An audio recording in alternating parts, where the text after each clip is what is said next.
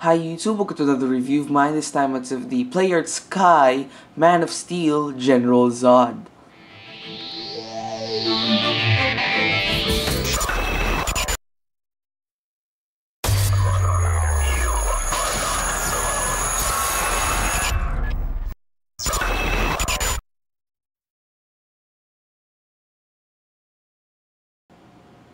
And as usual in my reviews, before we get into detail describing the actual figure, we get into packaging first. So we'll just put aside General Zod here and bring out the figure's packaging. So as you can see here, General Zod's packaging is pretty similar to Superman's. As you can see there's a really nice photo of the actual figure. It says Player Sky action figure down there, Man of Steel number 2, General Zod. Up there it says Player Sky products and the warning label on the upper side of the box. Packaging here, really nice looking. I love the look right here. It's really eye-catching. The side here it says Man of Steel, Player Sky. Same on this other side. At the back you got their other pictures of the figure. You got there him, General Zod in his helmet. Got this photo right here showing his armored back piece, and here is Zod in a more dynamic pose. That's enough for the outside of the packaging. Let's open this thing up. It's held on by velcros. On this side we got there another nice photo of General Zod looking really awesome. Again, Man of Steel, Player Sky number 2, General Zod. We got here a bio for General Zod. Feel free to pause the video if you want to read it. On this side is the bubble where you'll see, the window where you'll see the actual figure when it's still in package. Zod, it's Zod's symbol, and it says Neil right there. So really nice packaging again overall. And looking at Zod's details, you can see there really nice head sculpt on there. Again, like I said in my previous video, the Superman review, Player Sky has this penchant for not really capturing the likeness of the characters, especially if they're for movies. They tend to add a little anime stylized look onto their figures sculpts, and it is the same case right here for General Zod. As you can see there, it looks slightly like Michael Shannon, but with a more anime style look to him. I really love the head sculpt right there, really mean look on his face. I love the detail on his goatee and his eyes, the shading on his face and the texturing, really nice. And again, I love the armor on this guy. Really detailed. As you can see there, it is very asymmetrical. It's not symmetrical by any means. He has a different shoulder piece here and a different shoulder piece here. Has different detailing on this part of his gauntlets, and on this part. Also this bicep piece from this bicep piece. So it is very asymmetrical, and I love the level of detailing of this figure for his armor. Just really intricate. All those detail really captured from the movie by Player Sky. Really nice. As you can see there, I love the armor on this guy. It makes him look really intimidating. Just really nice. As you can see there. Although one complaint I do have about this guy is, I don't know if it's being captured in the camera, but in person, his the paint for his armor is more of like bronze, or not really bronze, like a mix between silver and bronze, more silverish than bronze. Which in the movie it's more of a silver color. That's one gripe I have about this figure. It's that it's not as silver as the one depicted in the movies, but still really nice figure nonetheless. I also love the fact that you can see there hints of his actual suit inside the armor. The detailing, I mean the texturing on there, on the black part, also this part right here by his elbows, by the inside of his elbows, and also if you can see there under his armpits, just and at the back of his legs right there, you can see there hints of his black suit inside this armor. Really nice. Just the level of detailing for this thing is really awesome. And when you remove the cape right here, which I'll get more into later, you can see there more detailing. It continues onto the back, and if you actually put on the alternate back piece right here, you can see there the detail. So for paint and sculpt, I'm digging this figure so far. For articulation, it comes with a lot, as we should expect from Player Sky figures. His head can go left and right, a little hindered by his armor. Goes side to side for more expressive poses. Goes up and down. His neck piece is on a separate joint under there. Just can't see it properly because of his armor. This shoulder piece goes up and down and rotates slightly, just so as not to hinder the motion for his arms. His arms can go forward and back, in and out, rotate at the top part of the bicep, bend at the elbow. Much better than Superman, if I might say. Rotate at the elbow.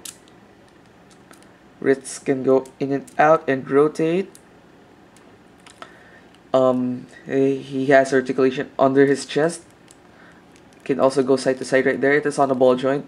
His waist is also on a ball joint, so he can rotate and bend like so. Really nice articulation there so far. Legs can go forward and back, in and out with nice ratcheting joints. I love those ratcheting joints. You can just hear them click. Bends at 2 points at the knee. I hate this part right here. When you bend his knees, his knee armor doesn't exactly cover his knees. It has this awkward part right here, but I don't mind it that much. And his feet can go up and down and also pivot side to side, as you can see there. So really nice articulation for this guy. Really awesome. Again, as I said, I hate the part on his knees where it looks kind of awkward when his knees are bent too much. For accessories, it comes a lot more than Superman. He's got this alternate head, which is the helmeted head.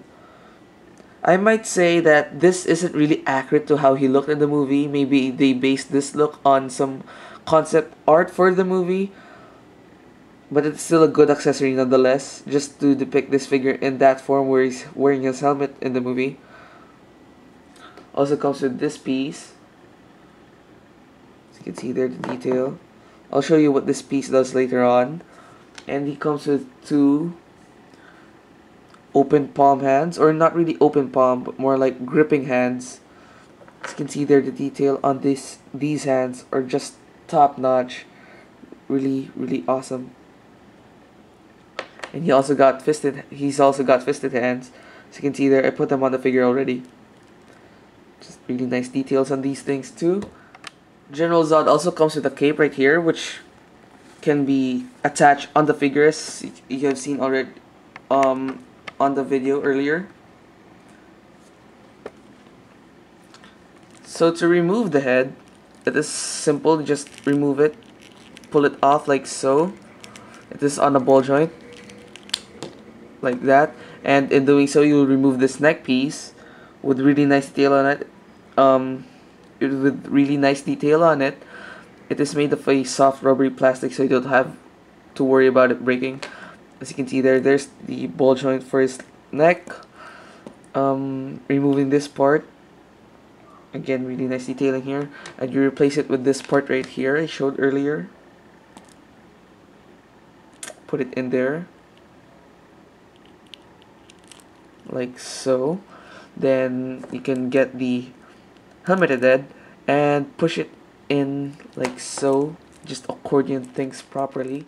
And in order to change his to put on his cape, you just remove this part right here. Again, nice detailing on this part of his back piece.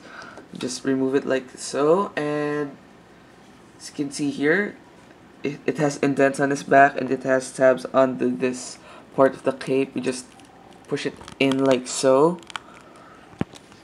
And here we've got Zod as he first appeared in the Man of Steel movie, which is really nice. I really dig this look. Although, yes, I already said it, his helmet is not as accurate as it is in the movie, but still, it is a really nice look on him. One gripe I do have about this cape is, unlike the Superman figure and some Batman figures from Player Sky, it is not articulated, which is kind of sad. But still, as you can see there, the sculpting is really nice. I love the airflow and effect. The paint on the helmet, it is really reflective. As you can see there, it bounces the light off properly. Really nice, really reflective, as I said. And one gripe about I have about this helmet is you can't really turn his head all around or really up and down, but that's alright. Don't mind that much. Zod's normal human head. All you need to do is bring back this piece right here, the longer piece, and put it back on here. Get his rubbery neck piece, put it inside right there, and then you get Zod's head and you just put it on the ball joint right there. For his last two accessories, it comes with this tool right here. If you watch my previous review for Superman, you will know what this tool is for, but I will still explain it anyway. It is used for these little screws used on a stand, just to tighten or loosen these screws right here. And he also comes with this stand.